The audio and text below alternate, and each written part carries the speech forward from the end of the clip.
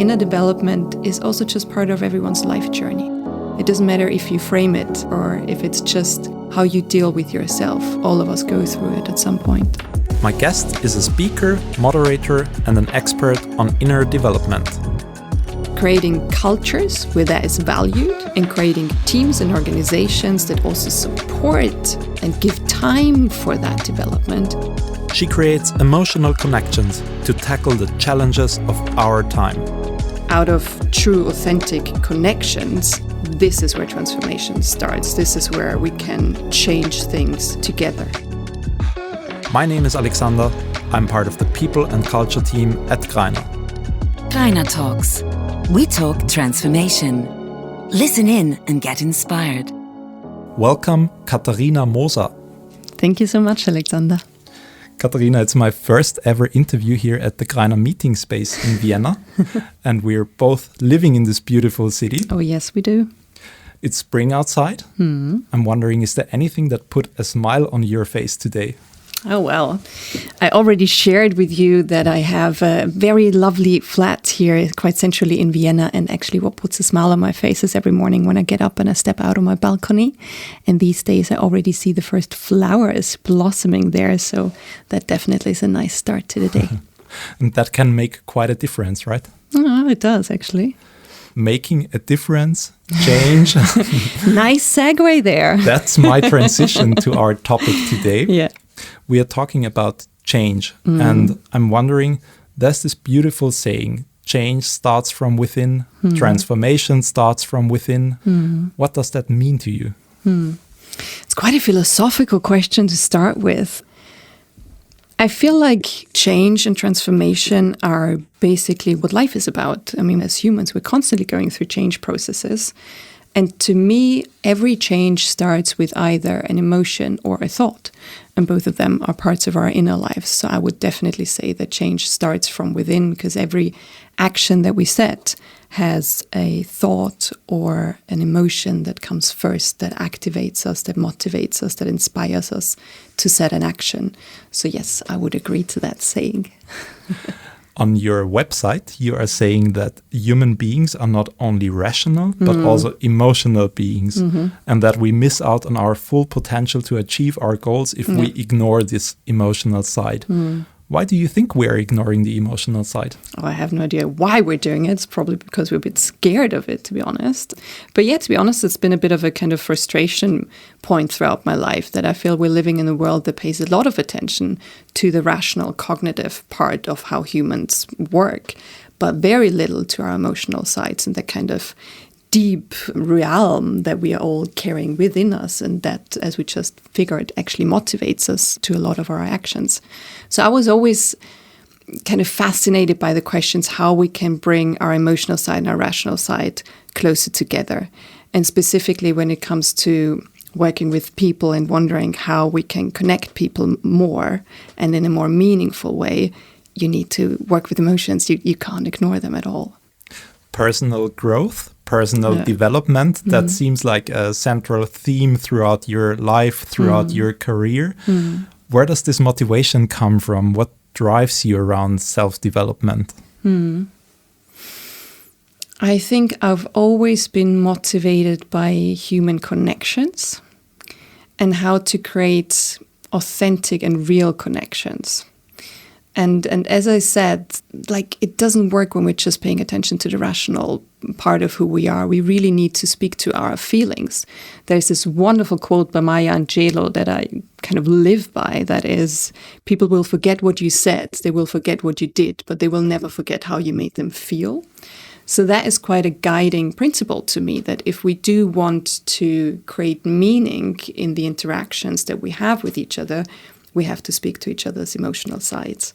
And that's what I'm trying to do in my work as well. And that's always motivated me, because I feel out of true, authentic connections, this is where transformation starts. This is where we can change things together and can actually create impact together.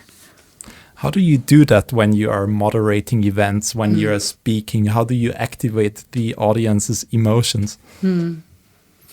I think it all starts with how I behave myself, how I feel with myself, how present I am. I think presence has been an important element to me, specifically over the past years.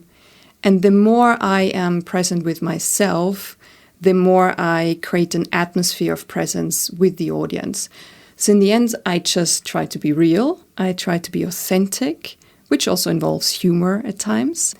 And I try to just get away from those, typical ways how we do events and moderation. It's so often quite fake. There is a lot of pretentiousness. And I think we're not getting anywhere if we're just pretending to. If we're actually creating authentic connections amongst each other, but also to the topics that we talk about, and really wonder, what does that mean to me? Why is that important to me? What does it have to do with my life? This is where it starts getting interesting. Katharina, I have already mentioned that inner development, that's not only a passion for you, it's also part of your job. You're not only running your own company called Mosaic Agency, where you are creating events and initiatives that foster a sense of community. You're also part of the leadership team of an exciting foundation called the Inner Development Goals. Yes. What is it? Can you tell me more about it? The Inner Development Goals are a global initiative that basically wants to bring the power of inner development to all challenges that we're facing as humanity. So what does that mean? That sounds difficult. It sounds difficult, yes. I think we're not going to be there quite yet. Maybe it takes a bit longer. The Inner Development Goals started about 3 years ago, and they actually started by looking at the Sustainable Development Goals, which most of us are familiar with. Most of our companies already have SDG responsibles. And they looked at the Sustainable Development Goals, and we're supposed to actually reach them by 2030. And when you look at them, that is pretty unrealistic. So the question is, we have that roadmap as humanity to basically tackle all our global challenges, but we're not really getting ahead. Why is that? And the hypothesis that our co-initiators came up with is that we need skills and capacities as humans to better tackle our global challenges. So they came up with this question: what are the skills and capacities that we need to develop in order to deal with our challenges better? And just reach that out to the global scientific community. And out of the thousands of answers that they received, they created a framework of 23 skills, which are called the Inner Development Goals. They are separated in 5 different dimensions. First one is being, so there you find skills like presence or integrity. Second one is thinking, so that's more about cognitive skills like complexity awareness or long-term perspective.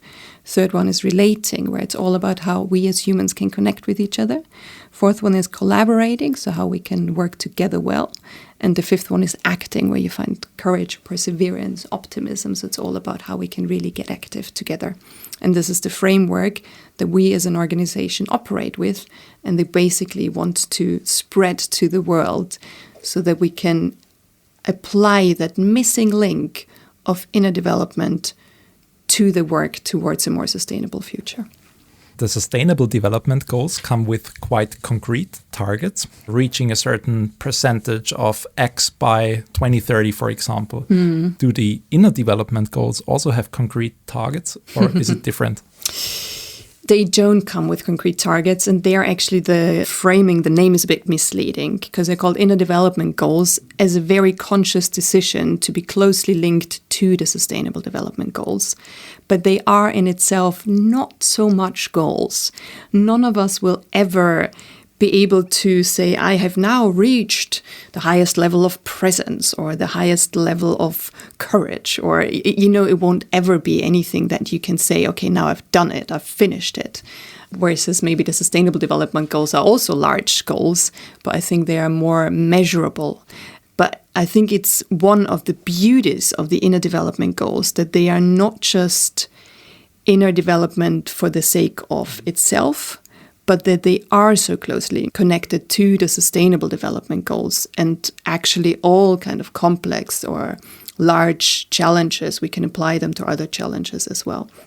And that it's not so much about just developing for myself so I feel good, but it really is the core belief of the Inner Development Goals that through developing these skills, we will be able to create a different type of outcome and create a more sustainable future and create better solutions for our challenges. That's the whole idea.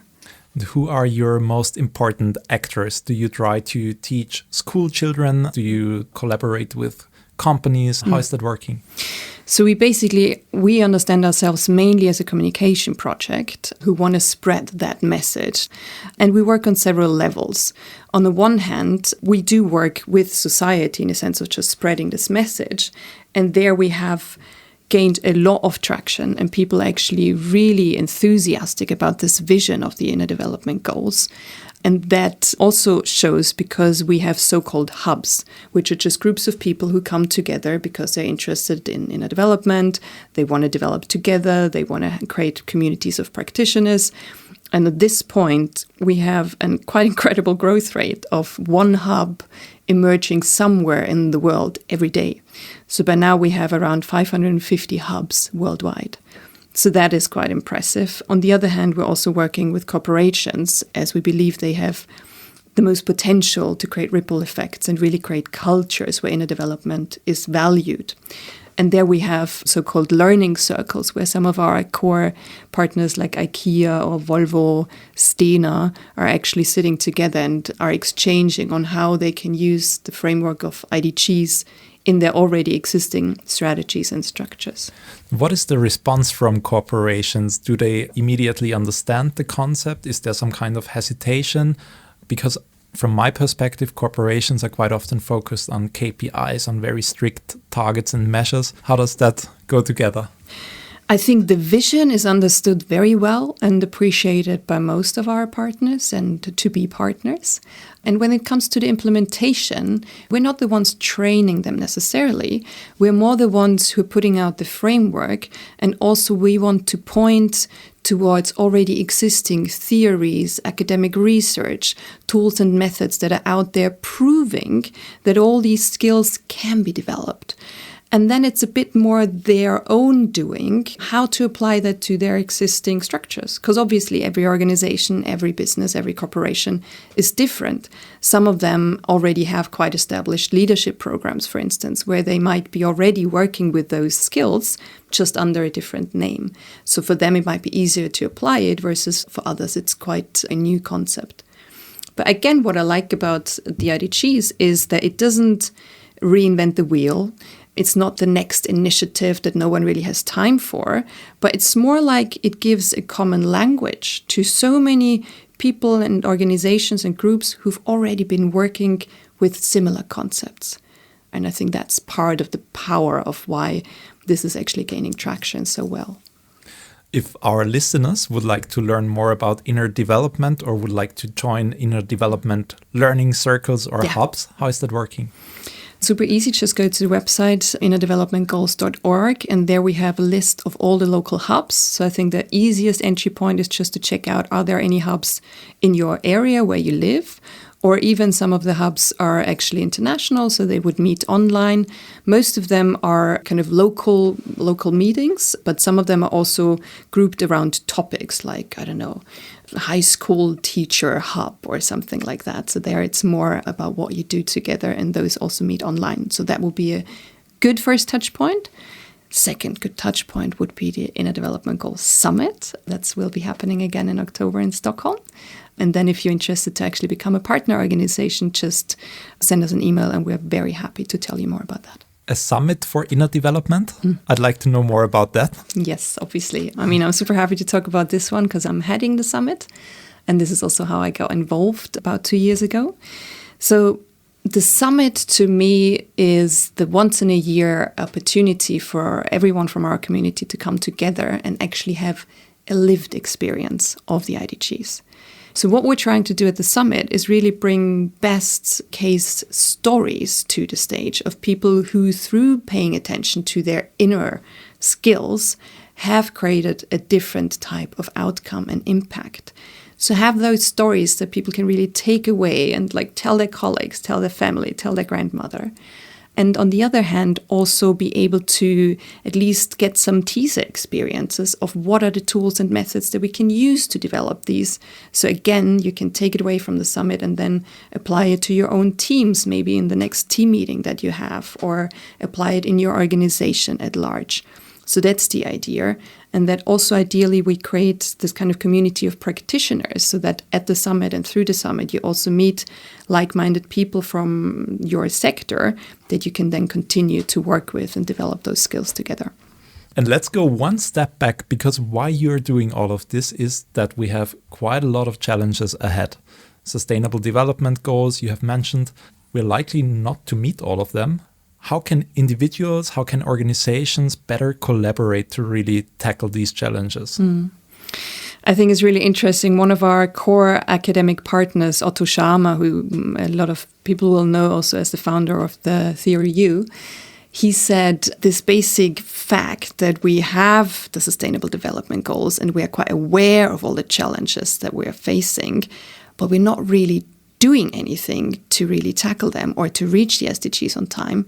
He calls this a massive knowing-doing gap.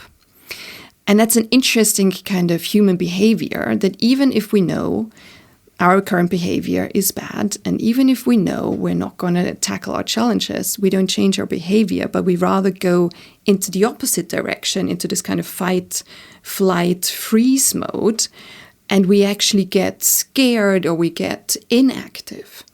And this is exactly where inner development goals come into the play. And we say we need to look at our behavior and how we react to crises. And we need to change that behavior. We need to change that mindset. As one of our co-initiators, Eric Fernholm, always says, it's not something that we do by ourselves. It's something that we do together. So creating cultures where that is valued and creating teams and organizations that also support and give time for that development, I think this is where we're heading. There's one thought coming to my mind when I listen to you speaking, and that is, it is also kind of a privileged position to be able to deal with inner development, to even discuss the issue, to invest time into it. How do we reach the people that don't have the chance to because they have other challenges to face in their lives?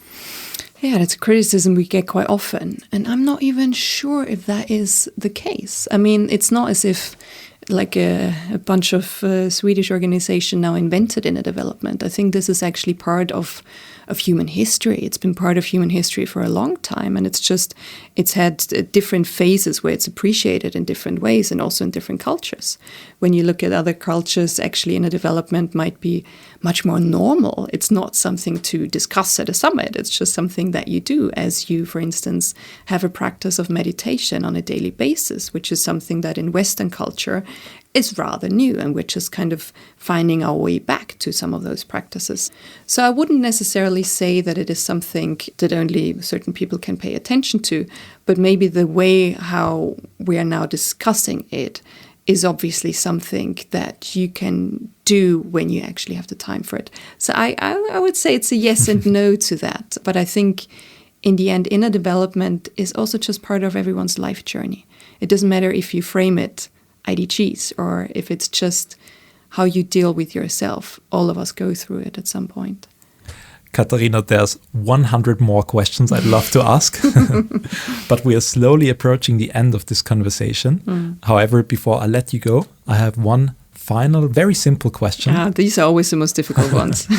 What's your message to the world? Oh my God. There you go. What's my message to the world? I would say listen to yourself. Be present with yourself. Start with really paying attention to your own thoughts and your own emotions and your own kind of thought patterns. And if we all did that a bit more, we would all get to know each other more. We would develop in a different way. We would have far more compassion and understanding for each other. And to be honest, I think that would already be quite a big change. That's a very positive and encouraging ending to wrap up this conversation. Told you, stubborn optimist. Thank you very much for taking your time, Katharina, and joining me here on Greiner Talks. Thank you so much for having me. And thank you everybody for listening. Make sure to look at innerdevelopmentgoals.org and get your tickets for the Inner Development Goals Summit in Stockholm later this year. Wonderful. Yes, please join us. Thanks for listening and have a nice day. Visit Greiner.com Share your thoughts and let us know who you think should be our next guest. Greiner Talks. Subscribe now.